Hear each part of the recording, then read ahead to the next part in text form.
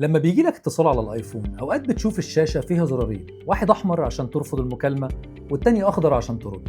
بس ساعات تانية بتشوف شاشة فيها سلايدر مكتوب عليها سلايد تو انسر ومفيش اي اختيار ان انت ترفض المكالمة. فكرت في الموضوع ده قبل كده؟ طب ايه بقى اللي بيحصل؟ اللي لازم تعرفه ان فعلا ابل عاملة شاشتين للمكالمات، وده بيظهر حسب حالة الموبايل. يعني لو الموبايل مفتوح وانت بتستخدمه هتظهر الشاشة اللي فيها زرارين، الاحمر والاخضر.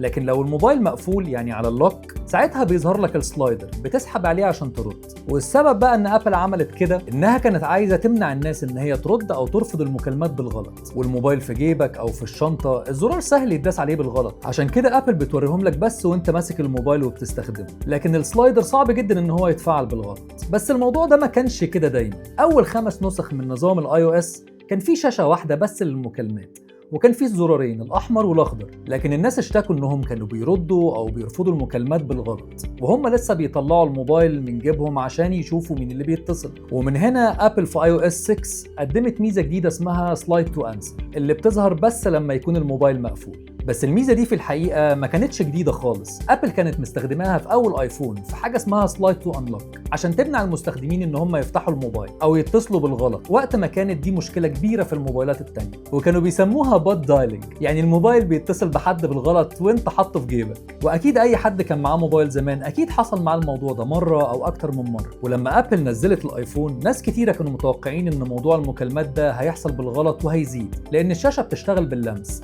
بس عشان ابل استخدمت فكره السلايد تو انلوك الموضوع تقريبا اختفى، وموضوع المكالمات اللي بتحصل بالغلط بقى نادر قوي دلوقتي. وده السبب اللي خلى الايفون عنده طريقتين مختلفتين للرد على المكالمات. لو عجبك الفيديو ما كنتش تعرف المعلومة دي قبل كده، اعملي لايك وسبسكرايب، وسلام.